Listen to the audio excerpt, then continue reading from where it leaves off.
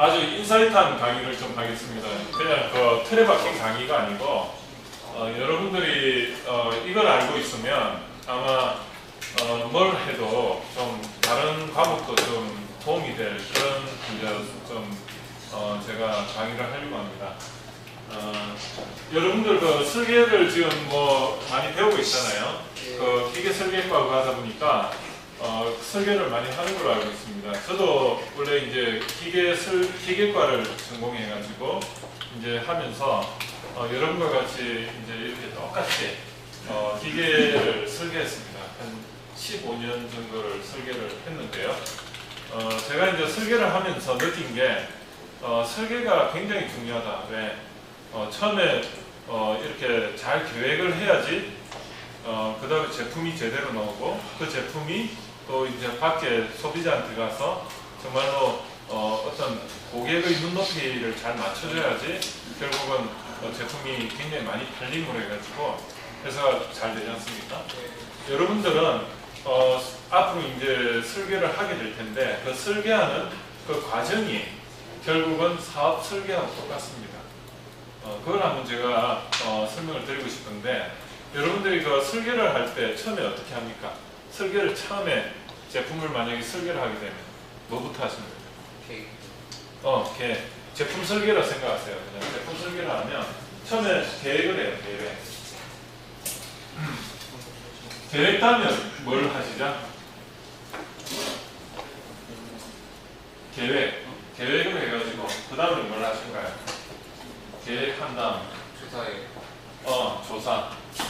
그냥 생각나는 대로 한번 말씀해 보세요. 조사. 또 뭐가 있을까요? 조사를 하고 그 다음에 설계를 만약에 우리가 제품을 설계하겠다. 여러분들 지금 뭐 수업 많이 듣지만은 우리가 제품을 설계를 처음에 할 것 같으면 뭐부터 하시는가 하면 그냥 생각나는 대로 말씀해 주세요. 우리가 뭘 계획을 할 거예요. 뭘 만들 계획을 하고 그 다음에 시장 조사든 뭐든 할 겁니다. 제품을 만들려면. 그리고 설계.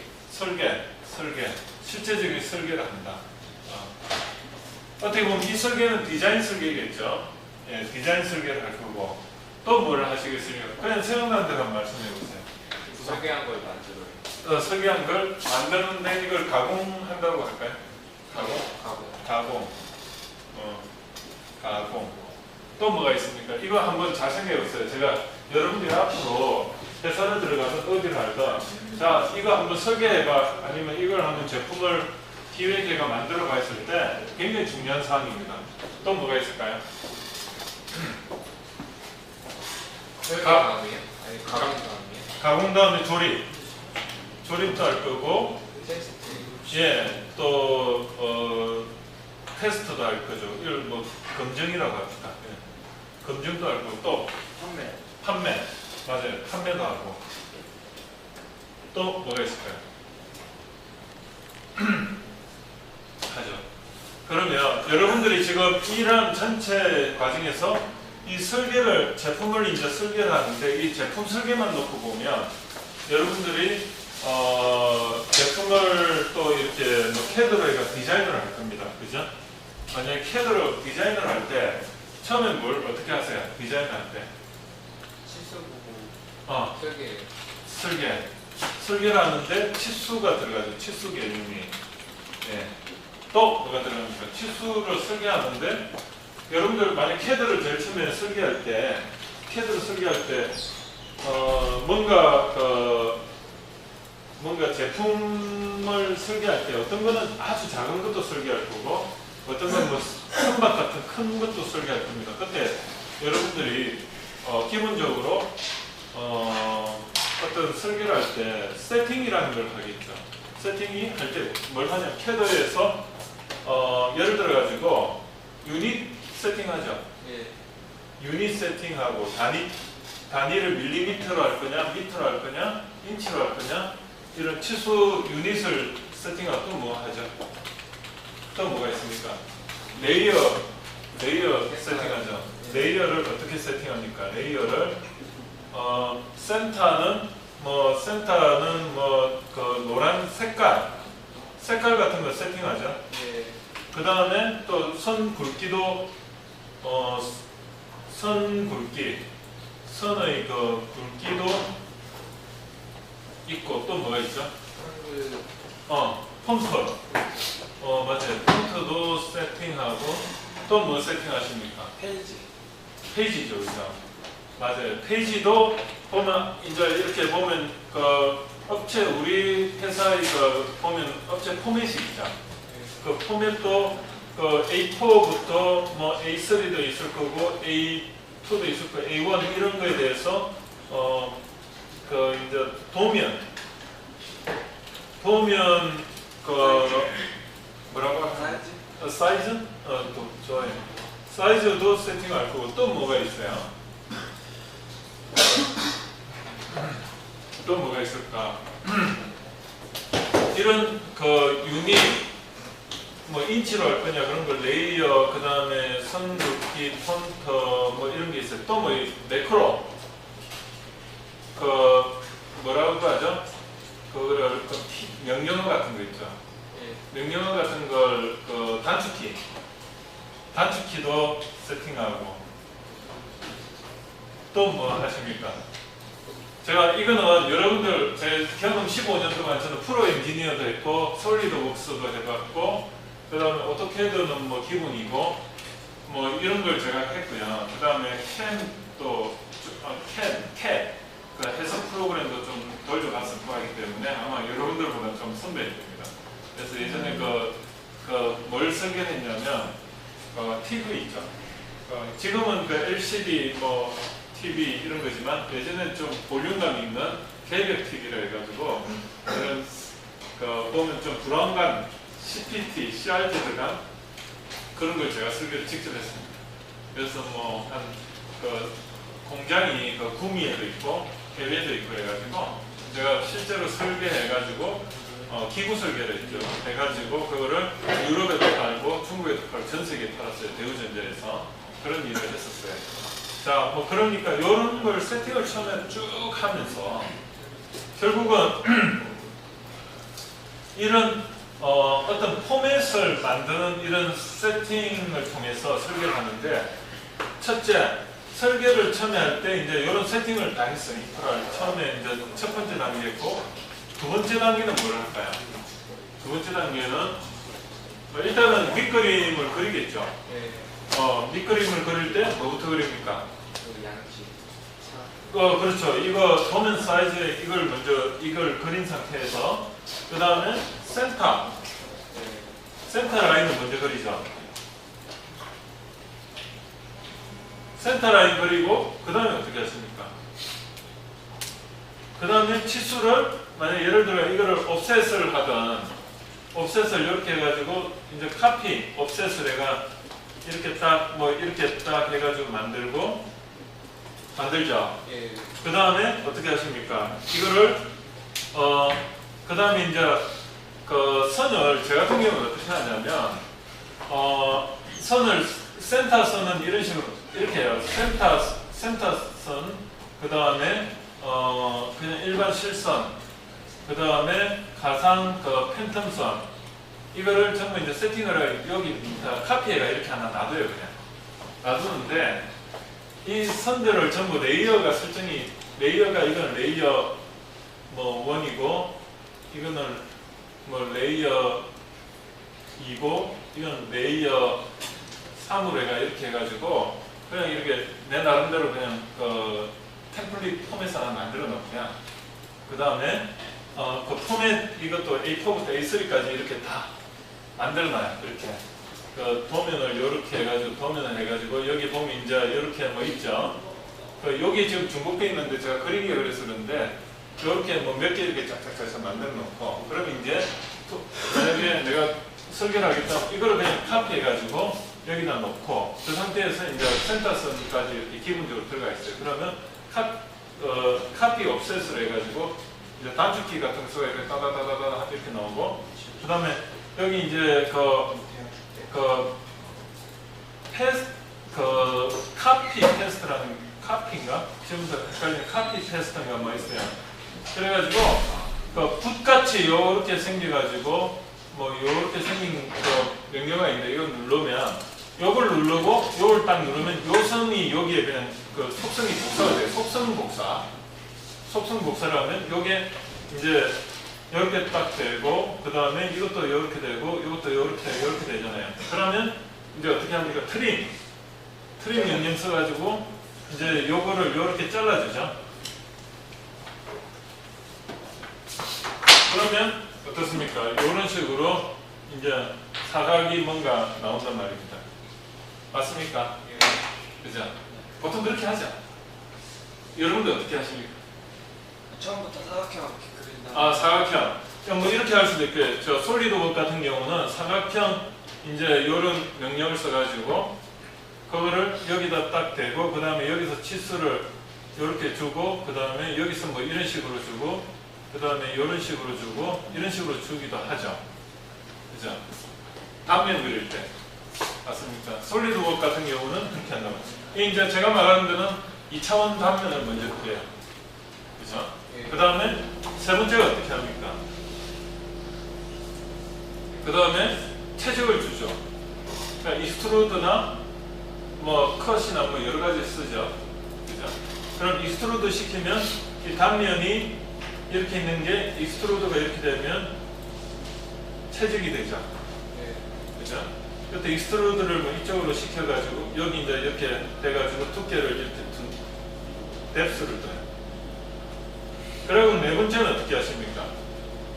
그 라운드를 주기도 하고 깎아내기도 하고 그러지 않습니까? 자, 여러분들은 그림을 이런 형상하나 설계할 때도 이런 과정을 거칩니다. 그런데 이게 설계에 있어서 가장 기초적인 부분이죠. 근데 이거보다 더 이제 설계를 단계를 높이려면 어떤 게 들어가야 될까요? 저는 이제 그걸 말씀드리고 싶습니다. 자, 우리가 이렇게 해가지고 어떻게 보면 공간 이런 거는 이제 공간 설계예요. 공간 설계. 자, 근데 이 공간 설계 해가지고 배치 같은 거 다 하고 했지만은 어떤 거를 설계를 할 때 더 중요한 건 뭐냐면 이 설계 이 단계에서 여러분들은 가공도 고려해야 되고 조립성도 고려해야 되고 이 테스트했을 때 이게 문제없이 될 건가 그리고 판매했을 때 고객이 원하는 어떤 눈높이를 맞춰줄 건가 이것까지 다 고려해서 여기에 설계 컨셉이 들어가야 되죠. 그게 레벨이 높은 점입니다. 여러분들이 그 직장에 처음 들어갔을 때 그냥 설계하세요 했을 때 만약에 이제 처음에 들어갈 때 사원급에 설계를 한다면 아마 여러분들은 공간 설계 컨셉으로 갈 겁니다.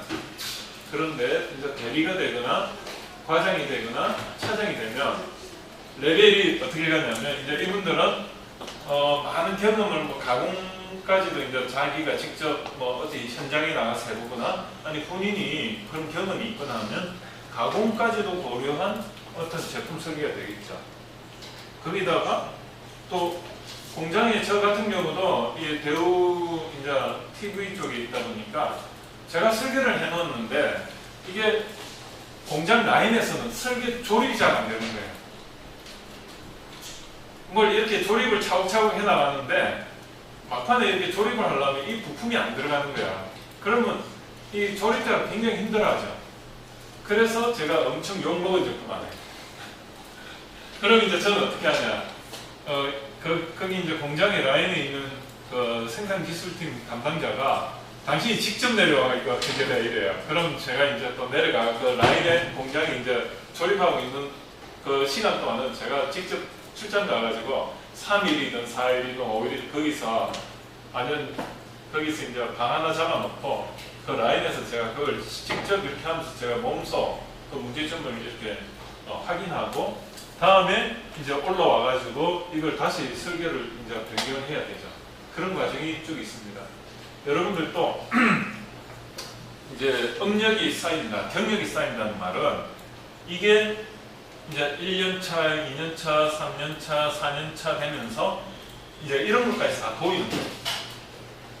설계를 한다는 거는 내가 그 만약에 생산팀뿐만이 아니고 영업사원 입장에서도 내 제품이 어떻게 팔릴 건가 그까지 생각한 제품 설계가 되어야 된다는 거죠. 사업계획서도 그렇습니다.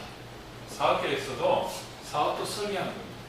근데 처음에 설계하라고 하면 사업계획서를 설계하면 공간 배치밖에 못하는 거예요. 그냥 흉내만 내는 거지. 그런데 나중에 이제 나이가 좀 업력이 쌓이고 해가지고 점점 뭔가 많이 보이는 겁니다. 그걸 제가 설명을 하겠습니다.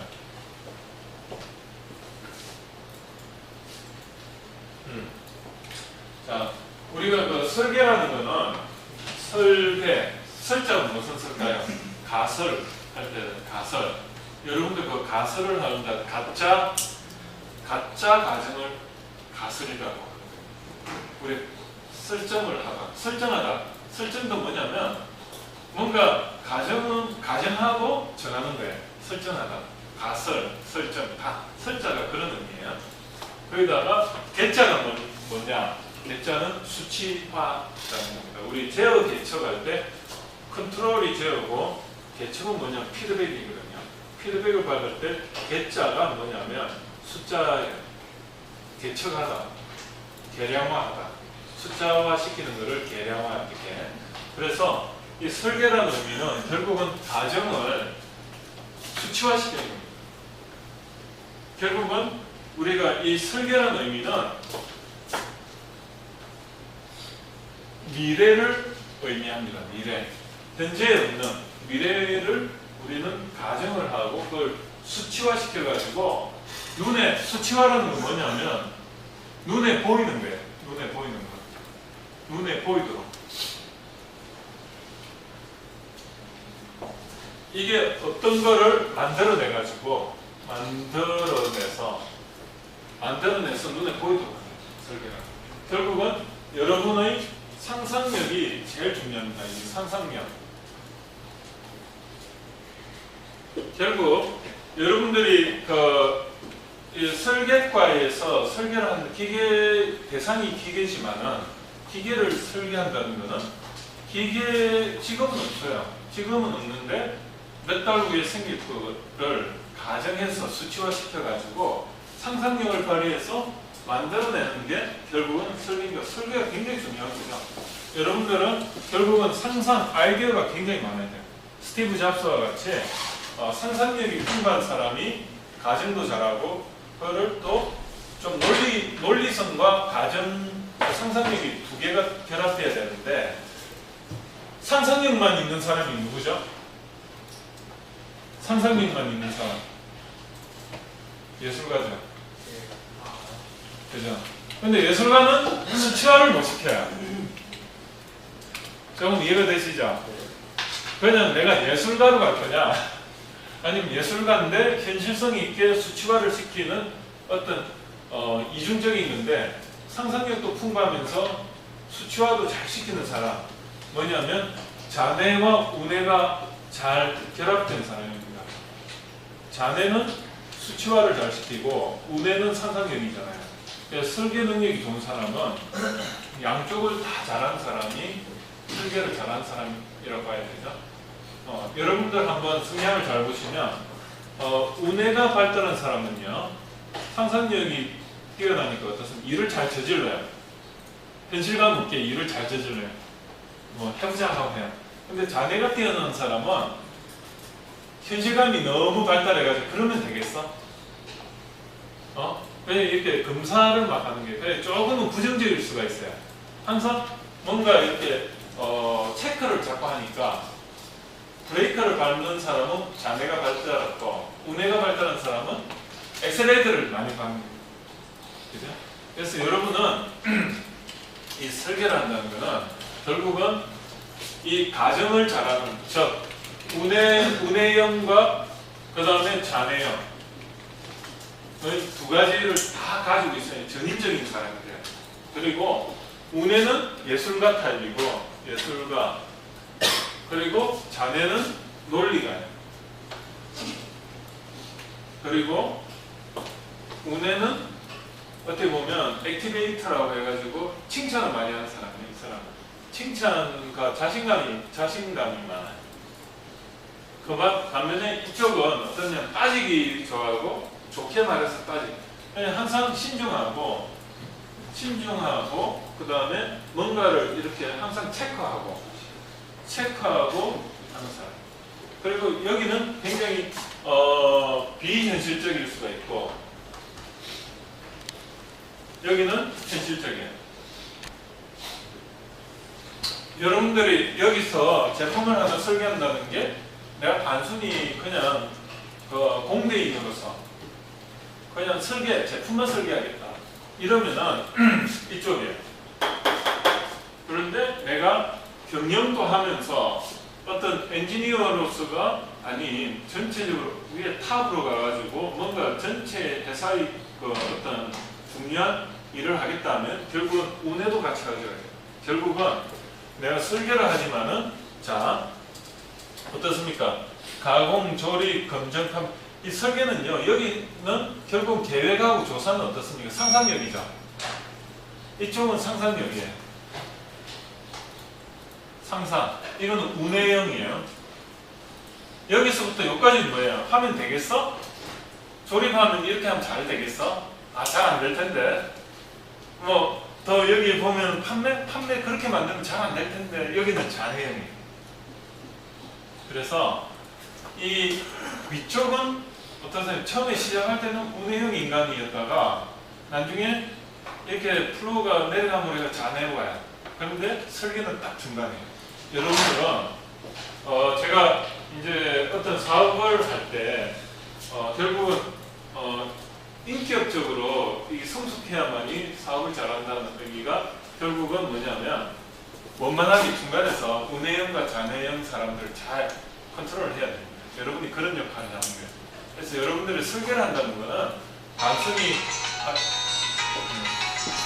실례합니다. 이게 제가 결국은 여러분들은 설계를 한다는 게 단순히 내가 그냥 제품만 공간 배치만 하겠다. 그렇게 가는 것보다는 앞으로는 내가 이런 모든 과정을 다 나의 설계에 담아내겠다. 그러면은 레벨이 올라가죠. 그러면 내가 돈을 2,400만 원 받을 거를 6, 7천 받아도 아주 적게 받는 거예요.